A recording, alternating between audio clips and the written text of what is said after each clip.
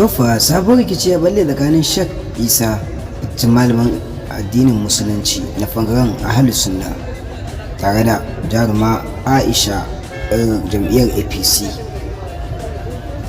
wanda take masa magana kan cewa dan sun zagi zula kuma sun ci dan kamfan zula ba wani abu suka faɗa na fannin batanci ba, wanda ko'ira zai iya fassara musu cewa kalmar mai take nufi shin ba su fito fili sun faɗi kwankwasiya ba ko kuma wani furci haka.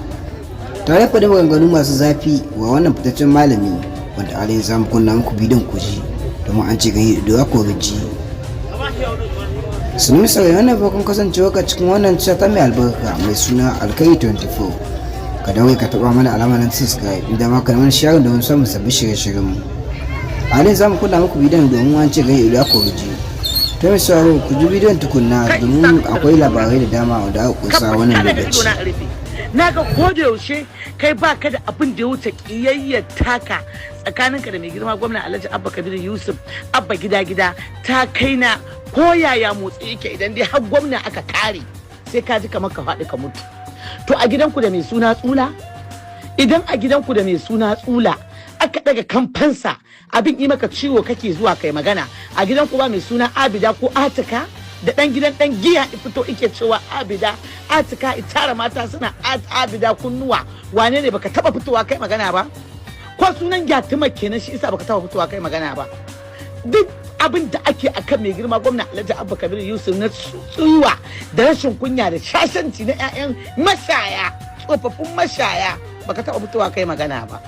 Amma yau daga kawai mata sun yi nishadi sun tarma ta mai girma shugaban ƙasar Najeriya, sun tsaya sun kare 'yancin tafiyar APC, sun tsaya zunzurutu neman ƙuri'a jam'iyyar APC wanda kai kowa ya san kai ɗan rara gefen siyasa ne ma. Kai baka cika malami ba ko baka cika ɗan siyasa ba, ka fito kana surutu. Duk malaman addinin da suke Najeriya, duk malaman addinin da suke faɗin duniya, duk malaman addinin da suke jihar Kano, ba a samu wani mutum ɗaya wanda i fito i buɗe baki ike magana akan mata sun fito ana abu na siyasa. Wannan ice Abida mai kunnuwa, wannan ice tsula.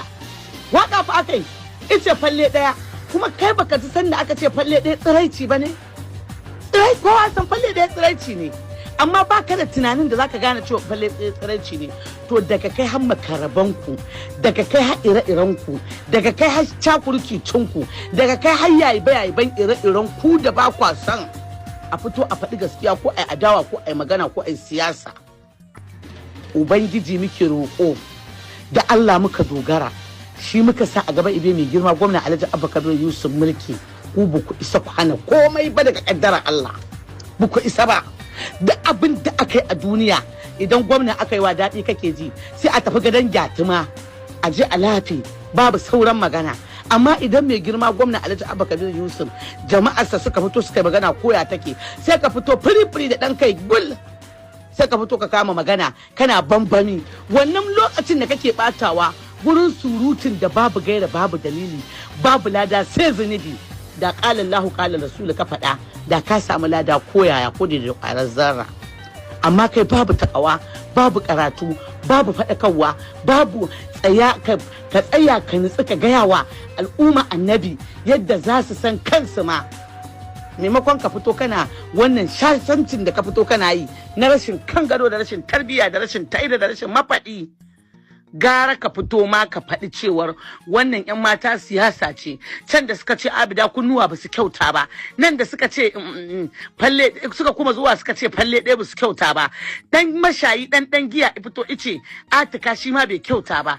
Daga nan sai ka gangaro, sai ka zo ka ce kuma wannan su kuma gashi har kun tunzura su sun daga dan kamfai na tsula ba su kyauta ba. To a gidanku da tsula ka zo ka gaya mana dan gidanku ake nufi. Da wannan ka faɗa sai Allah ya baka lada. Amma haka kawai da abin da ake inda gwamna aka yi wa kai zuciyar ka fes, bilalazi la ilaha illa huwa, idan ba ku sha ba makarya ba, lokaci yayi.